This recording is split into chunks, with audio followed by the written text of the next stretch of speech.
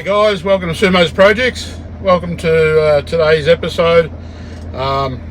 Just going to commence work soon and be on my way to do another busy day. It's unusual. We've been quiet at work, and since the coronavirus has come into everyday life, it seems not just everyone's purchasing things, but in the supermarkets, but people are also purchasing what I deliver, so there seems to be a demand for that.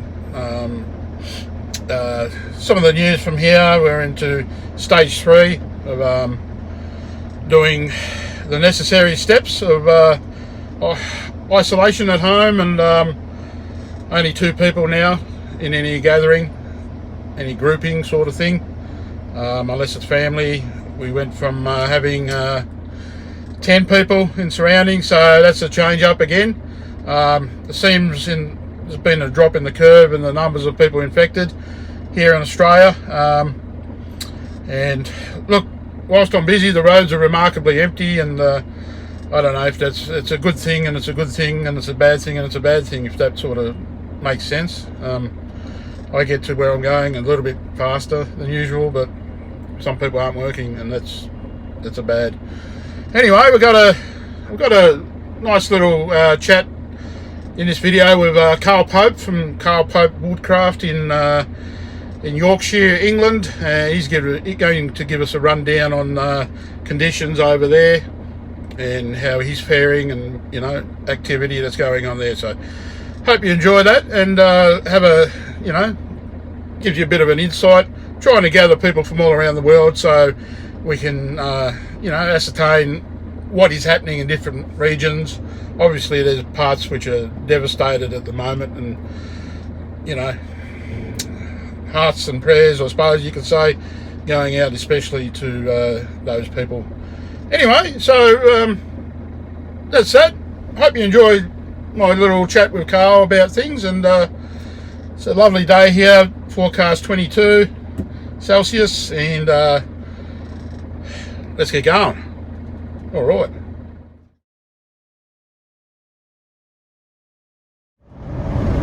So this road's normally quite busy.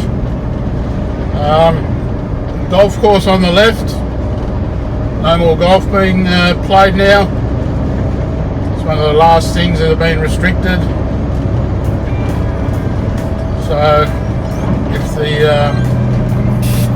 guys employed to do the caretaking of the courses, they're going to make their jobs a little bit easier, not having to dodge golf balls. I suppose one good thing is that resurfacing works on our roads is being continued to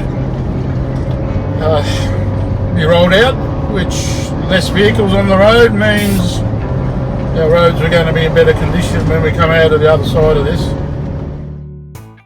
So let's say good day and meet up with Karl Pope from Karl Pope Woodcraft to see what's happening in the UK and Karl's take on the whole situation over there.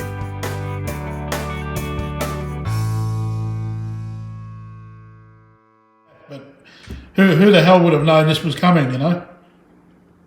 I think one of our problems is we're like, in this country, we're like crammed in. One of the main reasons China probably got hit so bad in the beginning, wasn't it?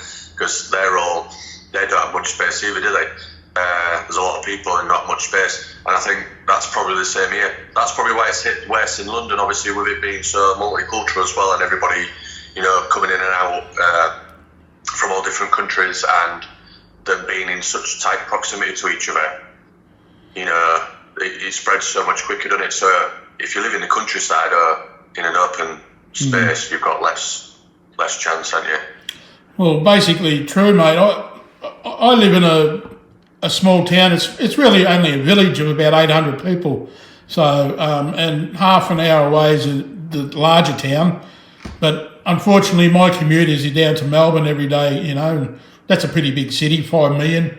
So you just have to be aware. But there's nobody about at the moment. So we're up to our I think 3rd level, or coming up to the 3rd level of crackdowns as far as what people are allowed to do. And basically that is that they're going to be fined if they're any more than 2 people socialising anywhere. $1,600 fine. Really? Yeah. Yeah, that's good. Over here, it's a £30 fine. Oh. I don't think it's tough enough, but you're hoping people are going to use their common sense. But I think there's a serious lack of it at the minute. I couldn't believe the scenarios, what was going on in the shops. Mm. It was unreal. And then, excuse me, one of my friends was speaking to one of the bin men the other day, and they was saying how much fresh food and bread is being thrown into the bins. And this is people who've gone out and panicked by fresh produce, and then it's just been thrown away. Yeah. Just unreal.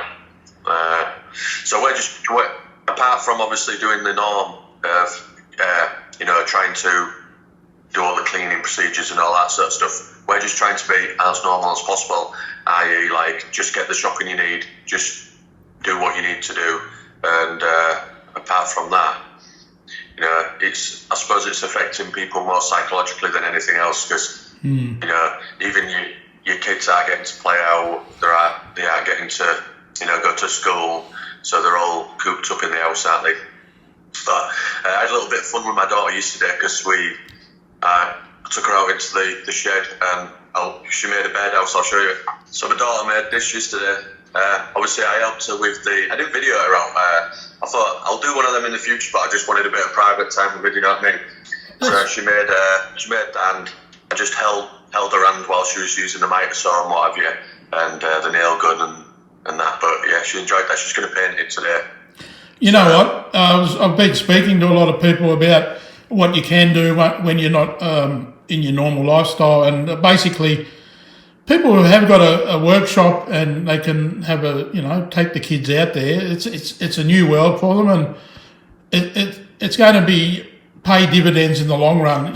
With their whole approach to, if something bad happens, or I can make the best of a bad situation by learning something different, or just renewing on things you know about and expanding. I don't know, but when you talk about like the urban living, like where you are, how dense is the living conditions? As far as, are you in a three level terrace place, or do you have your own house? Well, our house is semi-detached, but I'll show you out the window if you want. I live in a town called Hessel, but it's engulfed by Hull. So Hull's obviously grown that much. It's engulfed loads of the small towns around it. So we're on the outskirts of Hull, where it's fully engulfed into Hull now. Yep. But we're in a semi-detached house, and we're just on the outskirts of Hull. But it is pretty. It's not like we're not living in a block of flats. We've got grass outside the house, and we've got a decent sized garden and what have you. But it's when you go shopping, the supermarkets and that they're heaving. So, but they've put all these measures in place now, so people have to queue outside, and then they've all got to stay. There's all markers everywhere, so you've got to stay 2 meters apart. Screens up everywhere. So they are putting all the measures in place now and enforcing them, so people are keeping the distance. But it is, it is quite densely populated. But one good thing about living in Hull is, a lot of people say the best thing about Hull is the M62 going out. Yeah, true. So nobody really comes here. So, what sort of coping mechanism have you got in place? So to remain active and do, like a lot of people here are tidying up their houses, and they've never had them so spotless. And it's pretty much the same. It's we're used to that activity, except we can't get outside of our own type of environment. We just have to stay in close proximity to your own home. So are there any other sort of things you suggest you can possibly do, for people who are in a similar predicament? Yeah, I think I'll just go what my family's been doing. So my daughter, she loves art, so she's concentrating on a lot of her work, what she's got to get done for her A-levels. so she's focusing on that a lot. Also, she's spending a lot of time with Alfie, playing with Alfie, keeping him occupied, my youngest son. Yeah. And then our aim is she's wanting to play a lot of board games, so she's not even been on the PC or her phone. She's wanting to, which is good. Yeah, she's been getting all the old board games out the under the stairs cupboard, dragging them out. We've been playing Battleships, Monopoly. Nobody's even been arguing like normal. Everyone's just playing the games on an evening. Family movie nights, watching movies together. Like I said, getting in the workshop, the kids coming in the workshop, helping in there, and loads of DIY, getting DIY done, getting all the kids and the family involved with it all. I think teaching them how to paint, and use using what you've got.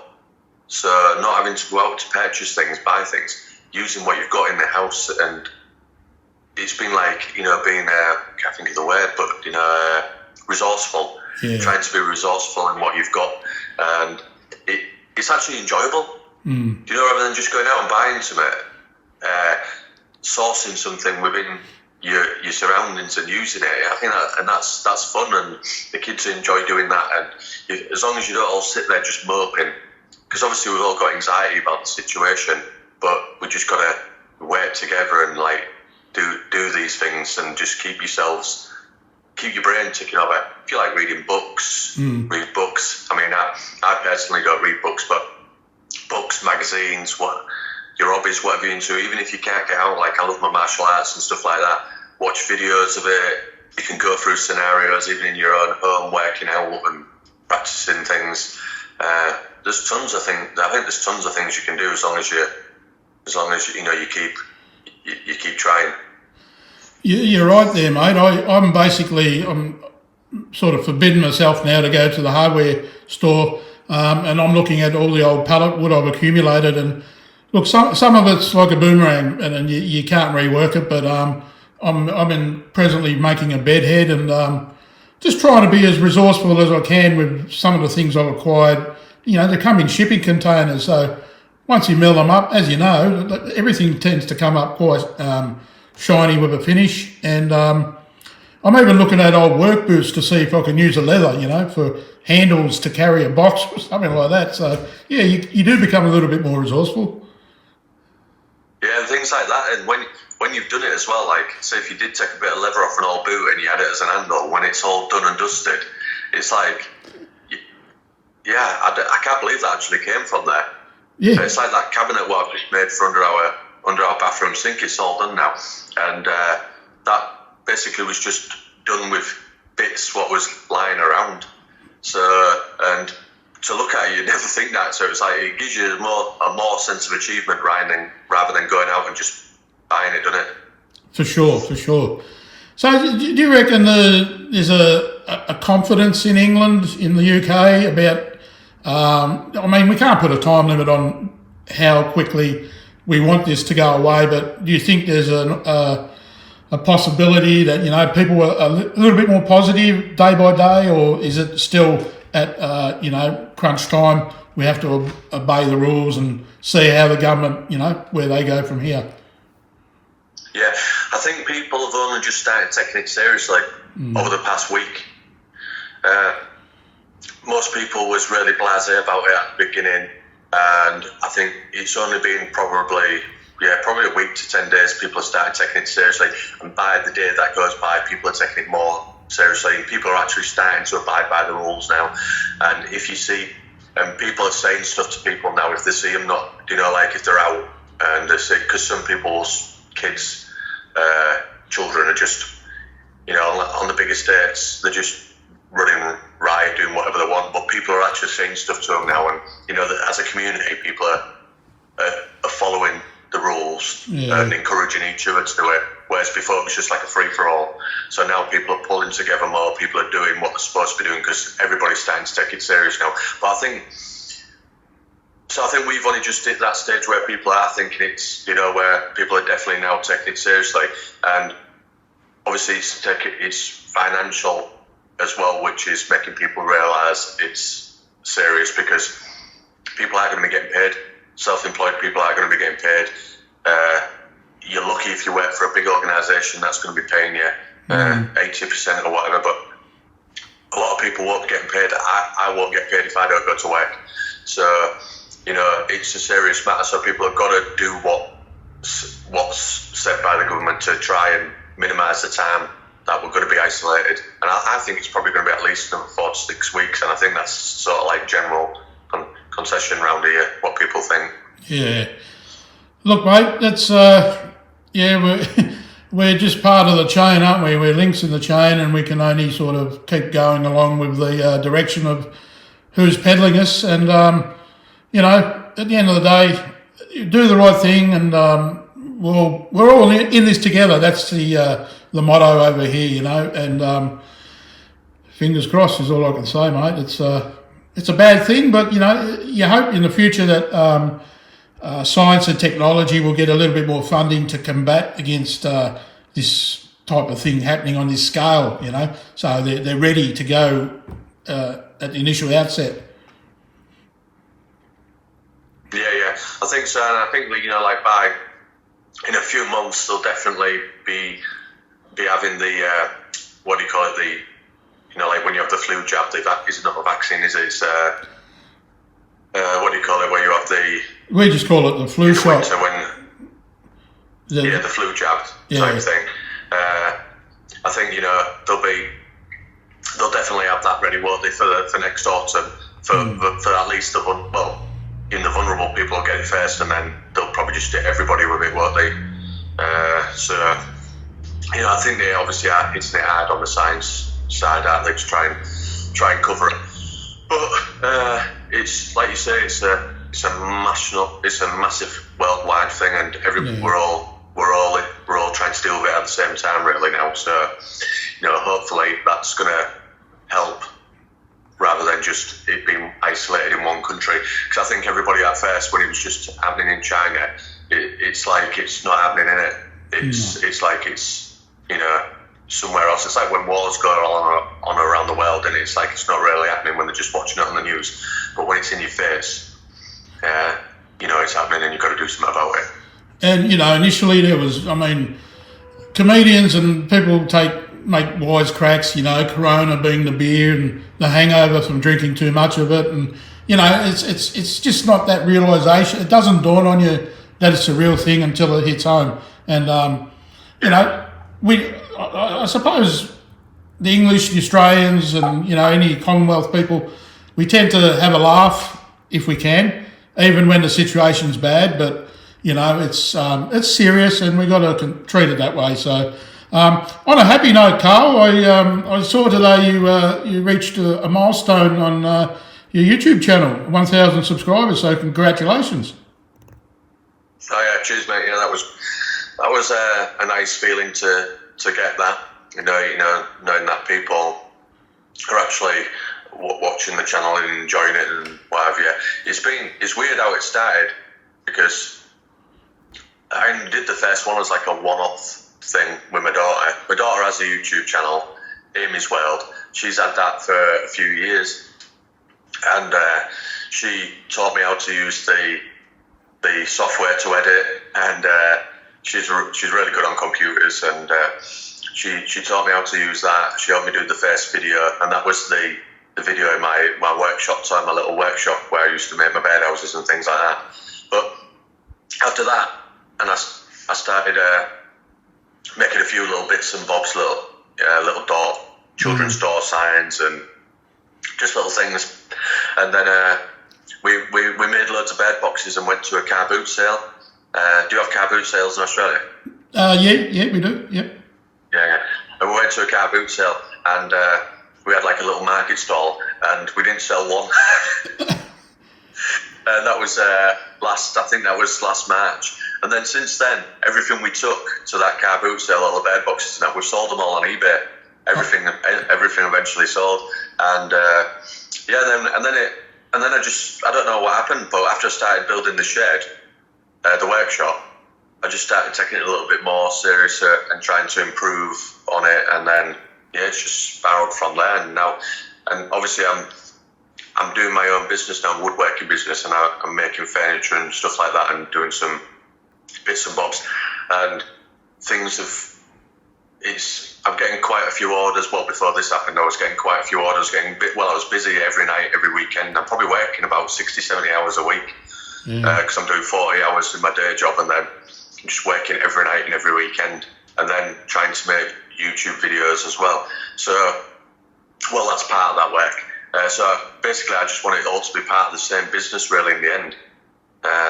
So if I can tag it along to that, and just see how it develops, really, because I like to work for myself eventually, which, you know, I might have to after all this happens, and this might push me, this might just give me that push, and I think I probably could do it, but I've got a certain amount of finances that I need to cover, and I'm probably just a little, on my business, I'm probably just a little bit shy of that at the minute before this happened.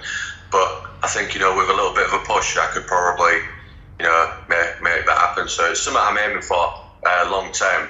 Because I've spent, obviously I was in the army for nearly 20 years, and then I worked for the local authority for nearly 4 years. And I think I've had enough of being told what to do by other people. Yeah. And